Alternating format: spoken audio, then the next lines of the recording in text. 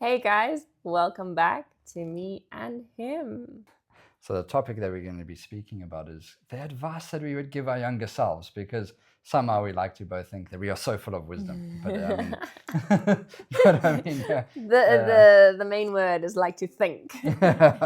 yeah. So in my 35 years of existence, what wisdom have I accumulated for my younger self? And that's quite a tricky question to answer, because life definitely is a journey. Anybody who's kind of going through anything will know that there's a journey. And if I were to give my younger self advice, that's hard, because there are certain things that would be like, don't do X, Y, and Z, don't do that. But it's a quite an interesting reflection, because I'm thinking to myself, what would I want to improve on? How can I tell myself to keep going? So coming back to that, it's a very tricky question, because there are things that I would want to say to myself, like, don't do X, don't do Y. There's part and parcel where I would tell myself, don't go study psychology. It's very difficult to get into your master's. But then eventually I got into my master's. It's don't go overseas, because it's going to be some of the hardest years of your life. And then looking back at it, I'm like, but it was also some of the best years of my life. So it's always an interesting thing to have this like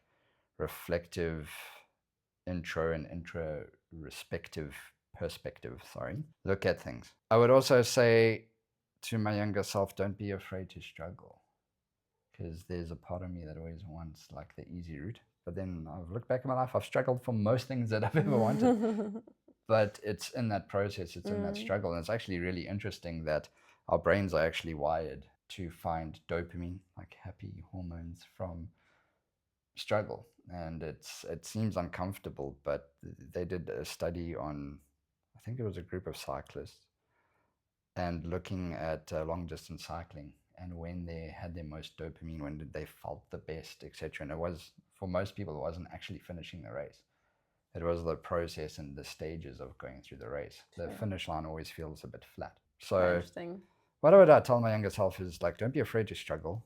Keep at it. The best is yet to come. Realize that my journey is not dependent. Sometimes I look at all the failures that I've had in life, and I've been like, oh, I could see it as a failure and quit. But I've also realized that failure is data. It's information for me. It's not a verdict of where I'm going. Anyway, so long little bit of answer there. What do you think? Oh, it's when you want to put it in a nutshell, it's quite difficult because you go through so much, obviously, over the years, and I think the first thing I'd say to myself is there will be lessons that you will learn as you grow older. There will be not battles, but there's going to be things you go through that will make you feel shame. But don't let that shame dictate your life. You are so much stronger, and that shame makes you stronger. Not that it's the shame that makes you, but it's the not activity. It's the facing of that situation that is what makes you stronger.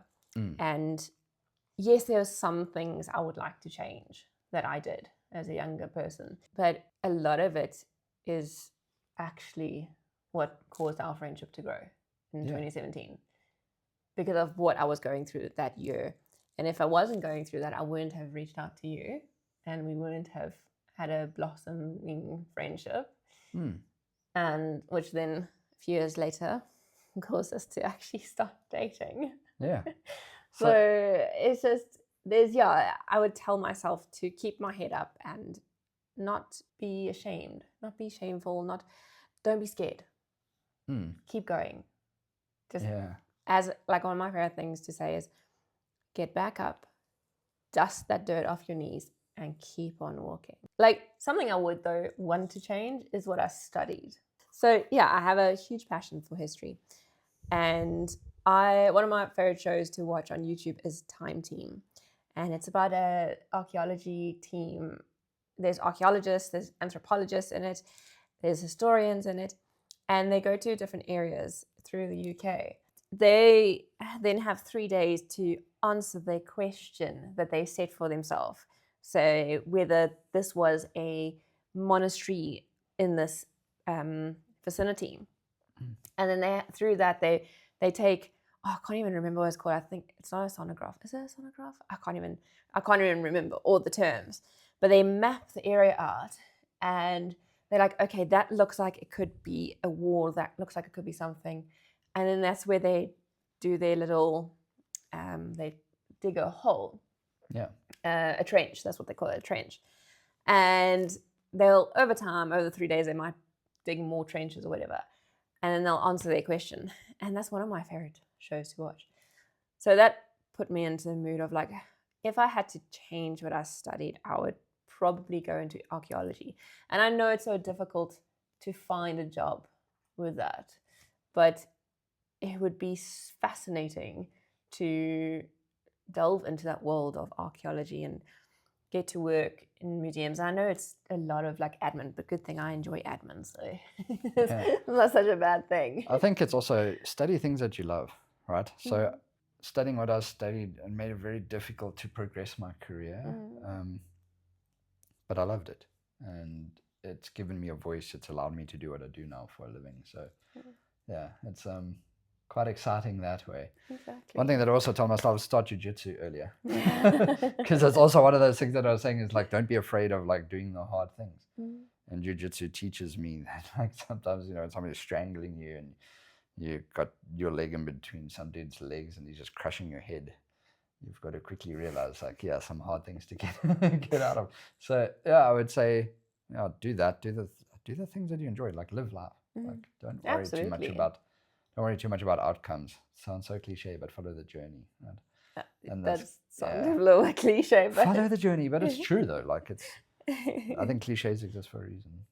Just like our new favorite line: "Don't worry, be brave." Yeah, don't worry, be brave.